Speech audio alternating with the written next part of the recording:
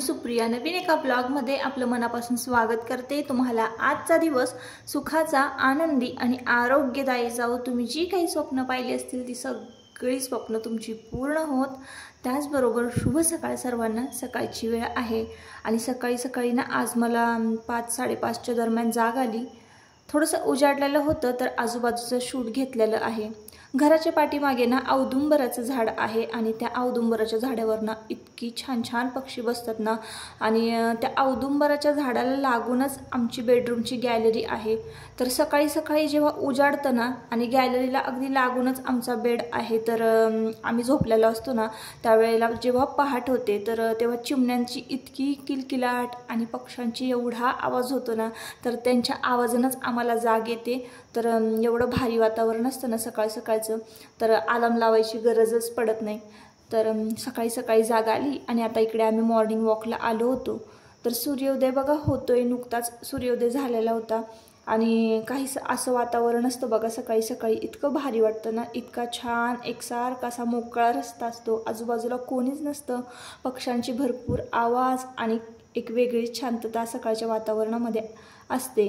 खूप दिवस झाले सकाळचा व्लॉग तुमच्याबरोबर शेअर केला नव्हता। होय, अहो कोणाचा हरवला असेल नाही तर आला असेल चुकून।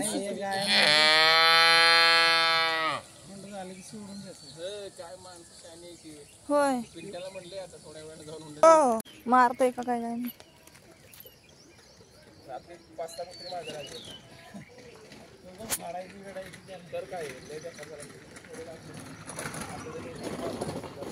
अहो बाय मारायचं गेला हंड्या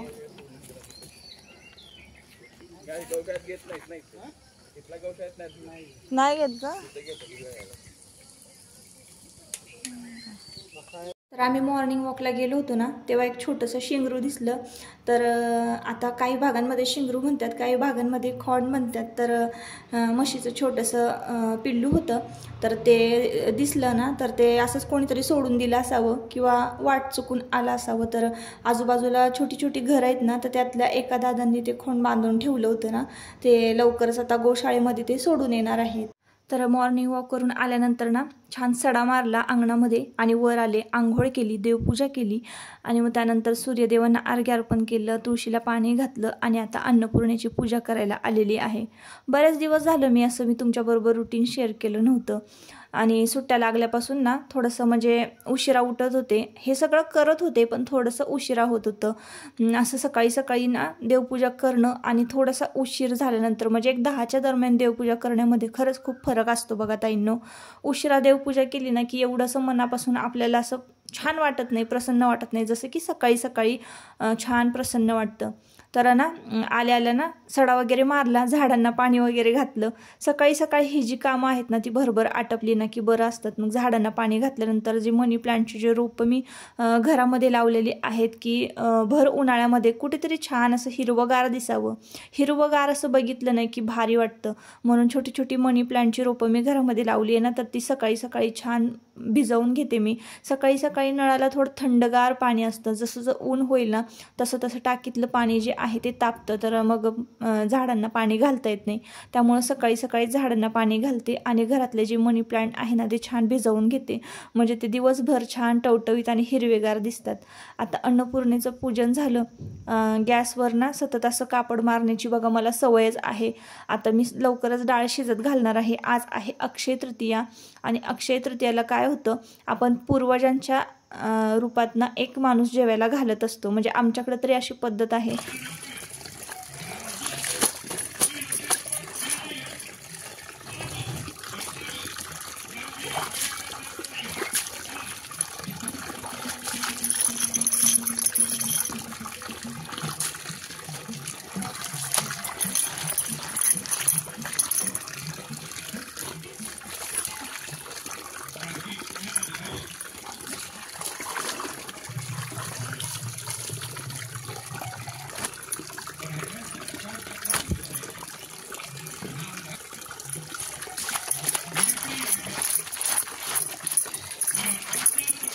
चहाचे 2 घोट घेतले आणि लगेचच डाळ शिजायला घातली। पूर्णाची डाळ शिजायला घातलेली आहे आणि खूप सारं आज धुणं धुवायला होतं. जसं की मी तुम्हाला मागच्या व्हिडिओमध्ये सांगितलं की मशीन मी आतून पूर्ण क्लीन केलेली आहे, तरीसुद्धा पाण्याचे क्षार जे आहे ना ते भरपूर असे जमलेले आहेत मशीनमध्ये. मशीन मला पूर्ण सर्व्हिसिंग करावी लागणार आहे, त्याशिवाय मला त्यामध्ये धुणं धुताच येणार नाही. आणि जरी मी धुणं धुतलं ना त्यामध्ये तर संपूर्ण कपडे जे आहेत ना ते पांढरे पांढरे असं डाग हे लागत आहेत कपड्यांना. त्याच्यामुळं मग म्हटलं नकोच आता ती मशीन वापरायला. जोवर उन्हाळा आहे तोवर आपण हातानेच कपडे धुऊया, आपलासुद्धा व्यायाम होतो आणि कपडेसुद्धा स्वच्छ छान निघतात असा मी विचार केला. आणि आता धुणं धुवायला मी सुरुवात केलेली आहे. रोज आता हातानेच धुणं धुवायचं आहे.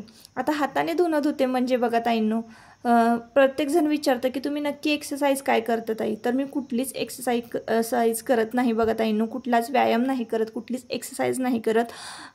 अशा पद्धतीनं आपलं जे डेली रुटीनमध्ये जे काही कामं आपल्या वाटेला येतात ना त्यामध्येच भरपूर अशी एक्सरसाइज असते बघा.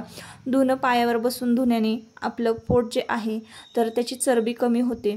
वाकून लोटून काढल्यामुळे, लोटून झाडून केल्यामुळे, वाकून लादी पुसल्यामुळे पण आपल्या पोटाची जी चरबी आहे ती कमी होते. तर ही सगळी कामं जर तुम्ही केलीत ना रोजच्या रोज अगदी, तर नक्कीच तुम्हाला तुमच्या शरीरावर परिणाम जाणवेल की बघा तुमचे पोटाची चरबी कमी झालेली आहे किंवा तुमचा एक्स्ट्राचं तुम्हाला असं एक्सरसाइज व्यायाम करण्याची काही गरज नाही, असं माझं पर्सनली मत आहे बरं का.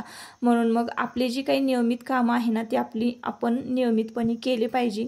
आणि ते म्हणजे आपली कामं पण होतात आणि आपली एक्सरसाइज पण होते, ह्या दोन्ही गोष्टी होतात. म्हणून मग मी कुठलीही एक्सरसाइज नाही करत. पुरणपोळीचा स्वयंपाक केला धुणं धुवून आल्यानंतर. आणि आता मी पोळी लाटत होते ना तेव्हाचं टायमिंग होतं बघा 12:30च्या आसपासचं हे टायमिंग होतं. आजची देवपूजा मी तुमच्याबरोबर शेअर करते. रंगीबिरंगी छान गुलाबी, लाल, पांढरी फुलं आहेत. आज अक्षय तृतीया आहे म्हणून अशी आवर्जून छान पूजा केली. आणि नंतर बघा करा आणि केळी म्हणतात, तर करा आणि केळी मी इथं बघा मांडलेली आहे. त्या घाडग्यांमध्ये पाणी भरायचं, म्हणजे घाडगे म्हणत नाहीत आजच्या दिवशी तर करा आणि केळीच म्हणायचं असतं. तर त्यामध्ये मी पाणी भरलं, ते पुजलेली आहेत, फुलं वाहिलेली आहे, नमस्कार केलेला आहे. अगदी साध्या पद्धतीने ही अक्षय तृतीयाची पूजा जी आहे ती आजच्या दिवशी मांडायची असते. आता बघा इकडे बाबा आलेले आहेत एक जेवायला. आणि ते आलेत ना की आपण जसं की बघा म्हाळ घालतो, म्हाळाच्या वेळेस आपण पायपूजन करतो, तसंच पायपूजन करायचं आहे. आपले पूर्वज असतात ते आपल्या पूर्वजाच्या रूपात ते आपल्या घरी आलेले असतात आणि त्यांना जेव घालायचं असतं. तर आजच्या दिवशीसुद्धा असं पायपूजन करायचं, नमस्कार करायचा. आपल्या पूर्वजांच्या नावाने दही भाताचा जो घास आहे तो टाकायचा असतो. आपल्या रानातल्या देवतेला म्हणजे आमच्या शेतात जे देव आहेत त्यांना नैवेद्य दाखवायचा, आपल्या कुलस्वामिनीला नैवेद्य दाखवायचा. आणि मग सगळ्यांना आणि जे काही आपलं पूर्वजाच्या रूपामध्ये जे आलेले आहेत घरी आपल्या जेवायला त्यांना मग जेवायला वाढलं होतं. तर आजची अशी थाळी असते आणि विशेष असा आमरसाचा आज मान असतो अक्षय तृतीयाला. तर आमरस हा केलाच पाहिजे. पुरणपोळी, आमरस, पापड, भजी, कुरवडी, मेथीची भाजी, आमटी, दूध म्हणजे गुळवणी, दूध, भात आणि लिंबाची फोड असं सगळं थाळीमध्ये मांडलेलं होतं. अशी असते अक्षय तृतीयाची थाळी. आणि हा सगळा स्वयंपाक ना ताईंनो पटापटा मी आटपून घेतला. आज मी एकही रेसिपी तुमच्याबरोबर शेअर नाही केलेली, कारण खूप गडबड पण झाली होती. एवढं सगळं धुणं पण धुवून मला स्वयंपाक पण करायचा होता आणि इतर कामंसुद्धा असतात ना, जसं की बघा झाडून लोटून अजून कुठे काय छोटी मोठी रांगोळी जर काढायची असेल तर रांगोळी काढायची असते. कारण अक्षय तृतीया हा 3.5 मुहूर्तांपैकी एक मुहूर्त आहे. त्यामध्ये ना छोटी मोठी वस्तू खरेदी करायची असते, अगदी आपल्याला जमेल असं आपल्या ऐपतीप्रमाणे. नाही केली तर मग तुम्ही झाडू खरेदी करू शकता, मीठ खरेदी करू शकता. ह्यासुद्धा वस्तू ज्या आहेत त्या अगदी लक्ष्मीकारक आहेत. तर असं आहे बघा ताईंनो. त्याच्यामुळं तर पटपट सगळ्यांना जेवायला वाढलं. सगळ्यांनी जेवलं तर आयुष, परत तुमचे दादा, बाबा आणि हे सगळे जेवलेत पोटभर. आणि 12:30 वाजताच मी ताटं सगळ्यांना केली होती ना, 1 वाजेपर्यंत अगदी पोटभर जेवण झालं सगळ्यांचं. वेळेत जेवलं की नाही, भुकेच्या टायमिंगला सगळ्यांना जेवायला वाढलं की नाही की पोटभर माणसं जेवतात. एकदा जेवणाची वेळ निघून गेली ना की मग ते जे सोनं जरी असेल ना आपल्या ताटामध्ये तर ते आपल्याला जेवण असं पोटभर जात नाही. म्हणून मग सगळं वेळेत पटपट आटोपलं. ताटं वगैरे सगळे उचलली, सगळी गोळा केली भांडी आणि कट्ट्यावर ठेवून दिलेली आहेत ताईंनो. आणि खूप गरम होत होतं आणि सकाळपासून मी वेणीच घातली नव्हती. तर म्हटलं चला आता पटकन वेणी घालून घेऊया. तर तुम्हाला मी जसं की सांगितलं आज अक्षय तृतीया आहे आणि आज ना छोटी मोठी खरेदी करायची असती.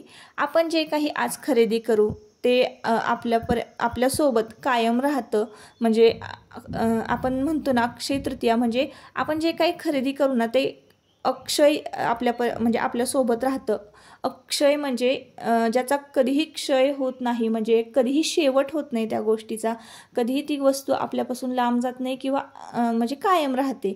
तर त्यासाठी ना छोटी मोठी गोष्ट आपण खरेदी करायची असते. मग मी आज काहीतरी खरेदी करायचं ठरवलेलं आहे, म्हणून पटपट मी स्वतःचं सुद्धा आटपलं आणि भांडी जी आहेत ना जेवणाची ती पटपट घासून घेतली. सुरुवातीची स्वयंपाकाची भांडी होती ना ती स्वयंपाक करताच मी पटपट घासून घेतली होती. आणि इकडे तुमचे दादा आले आणि मला विचारलं की नक्की काय खरेदी करायचं आहे. तर मग म्हटलं चला बघूया, पण काही ना काहीतरी थोडंफार का असे ना खरेदी करायचंच होतं. तर इकडं मी भांडी वगैरे घासून घेतली आणि लगेचच मी गॅस वगैरे धुवायला घेतला, कारण आज ना भरपूर स्वयंपाक झाला होता. तर एकदा स्वयंपाक केला की नाही, पुरणपोळीचा जर स्वयंपाक असेल तर मग दोन्ही टायमानी होतो, परत संध्याकाळच्या वेळेला काहीही करावं लागत नाही. म्हणून मग मी इथं कट्टासुद्धा स्वच्छ धुवून घेतला, कारण संध्याकाळी तर काहीच करायचं नाही. आणि संध्याकाळी ना मला एका वाढदिवसाला जायचं होतं एकाच्या, तर आमंत्रण होतं, त्यामुळं ना वाढदिवसाला जायचं होतं. तर मी इथं कट्टासुद्धा पटपट स्वच्छ करून घेतला.